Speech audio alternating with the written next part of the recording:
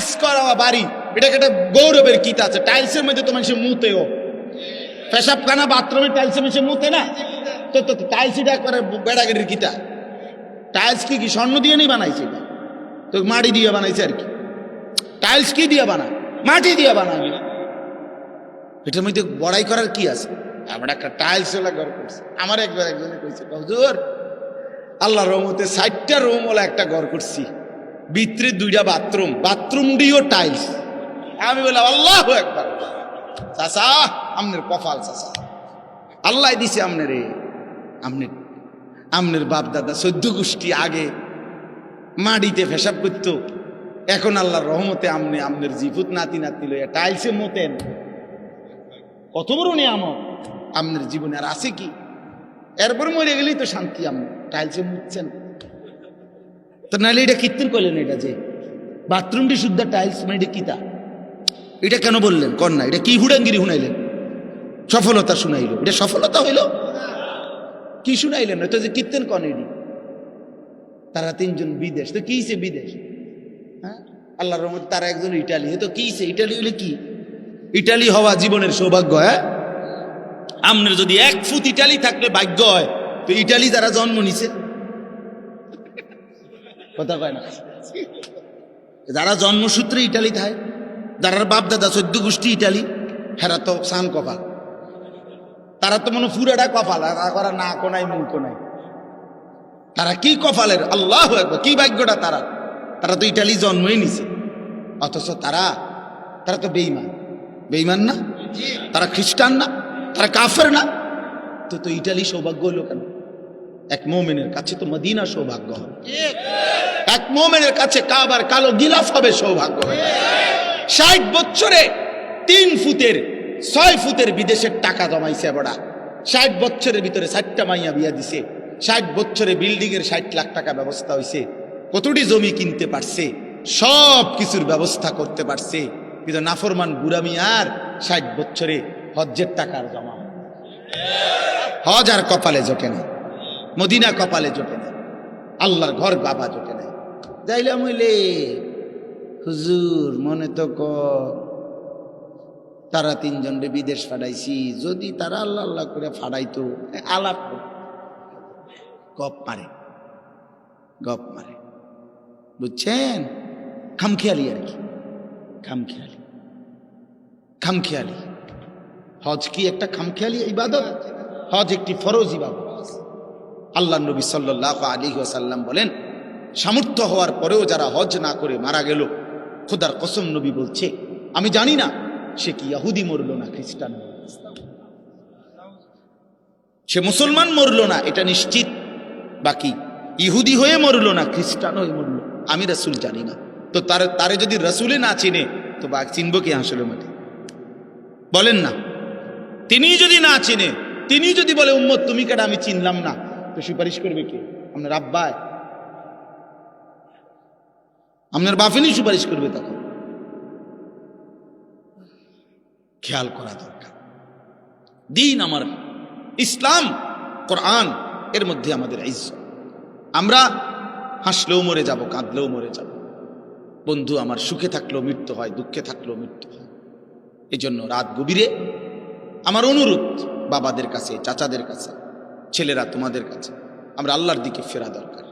ছেলেরা তোমাদেরকে আলাদা বলি, বাবা এশার নামাজ পড়লা না, ফজরের নামাজও পড়ো না, এই অবস্থায় রাত্রে শুইতে শুইতে মোবাইল দেখতে দেখতে নারী ছবি, উলঙ্গ নাচ গান দেখতে দেখতে যে ঘুমায় গেলা, শরীর তো বীর্যপাত হইছে হারাম দৃশ্য দেখলে, তো শরীরটাও তো নাপাক, সেজদাও দিলা না, নামাজও পড়লাম।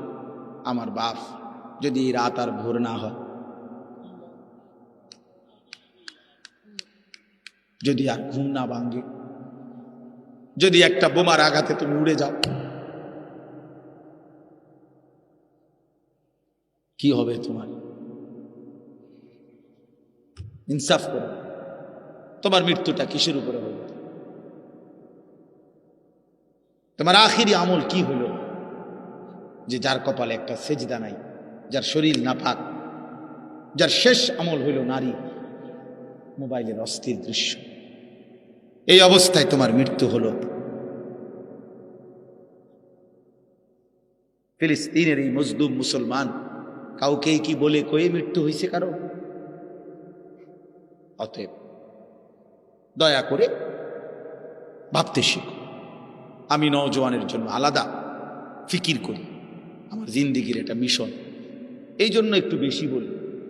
অর্থ হলো আমি চাই যুবকের পরিবর্তন, মুসলমানের ছেলেরা বদলাবে ইনশাআল্লাহ। ইনশাআল্লাহ আল্লাহ তাআলা আমাদেরকে 3টা আমল দিছে। এই কথাটাই আমার শেষ। এই আয়াতগুলো পড়ছি শুধু সংক্ষেপে কথাটা বলার জন্য, বিস্তারিত তাফসীর করার জন্য। আল্লাহ আমাদেরকে 3টা আমল দিছে। আল্লাহ বলছে 3টা আমল আমারে বুঝায় দাও, আমি আল্লাহ ওয়াদা দিলাম হকের বিজয় আসবে। কয়টা আমল? 1, ফজর সহ 5 ওয়াক্ত নামাজ। আকিমিস সালাতা লিদুলুকিশ শামসি ইলা গাসাকিল লাইলি ওয়া কুরআনাল ফজর। এই বিস্তারিত ব্যাখ্যা করলাম, এই শুধু সংক্ষেপে আয়াতের অর্থ এটা।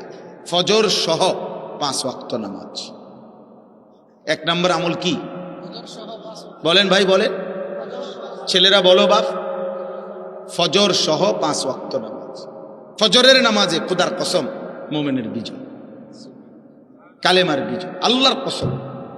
এই পৃথিবীতে হকের বিজয় হবে, মাহাদির বিজয় হবে, দাজ্জালের পরাজয় হবে ফজরের মুসল্লি দ্বারা ইনশাআল্লাহ।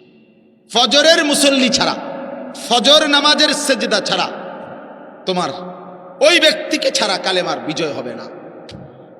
এটা হাদিসের বক্তব্য। ফজরের নামাজ যেই নাফরমান পড়ে না, তোমারে দিয়ে আকামলা কোনো কাম হইতো না।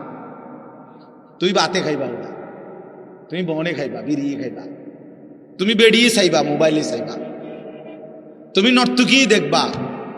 তোমার জিন্দিগি নাফরমানের জিন্দিগি এমনি এমনি শেষ হবে। আর এই মনে রাখো, এই বাদ কতক্ষণ খাইলে আর কি, আর মুতে ধরলে মুতে লাইলে আর কি, শেষ, কাম হইতো না। ফজর বিহীন, ফজরের সেজদা বড় দামি সেজদা। ফজর নামাজে ওয়াক্তকে বলা হয় ওয়াক্তুল ইনকিলাব। ফজরের নামাজের সময়টাকে বলা হয় পরিবর্তনের সময়। পরিবর্তনের সময় ফজরের নামাজের সময় রাত্রির সব ফেরেশতা জমিনের আসমানে ফিরে যায়। দিনে যে সমস্ত ফেরেশতা আল্লাহর জমিনে কোটি কোটি দায়িত্ব পালন করে, ওরা নাইমা আসে ফজরের ওয়াক্ত। এই ডিউটি চেঞ্জ হয়। তো যারা ফিরে যায় সারা রাত ডিউটি করে ফেরেশতা, ওরা ফজরের নামাজ জামাতে পড়ে। আর যারা আসে ওরাও আইসা ফজরের নামাজের জামাত ধরে। একেবারে খোদার কসম, এটা হাদিস, আল্লাহর কসম, এটা রাসূলুল্লাহ সাল্লাল্লাহু আলাইহি সাল্লাম বলছে, তাজতামিউ মালাইকাতুল লাইল ওয়া মালাইকাতুন নাহার ফিল ফজর। রাত্রের ফেরেশতা দিনের ফেরেশতা ফজরের ওয়াক্তে একসাথে হয়। এজন্য ইন্না কুরআনাল ফজরি কানা মাশহুদা, এজন্য ফজরের ওয়াক্তে সম্মেলন।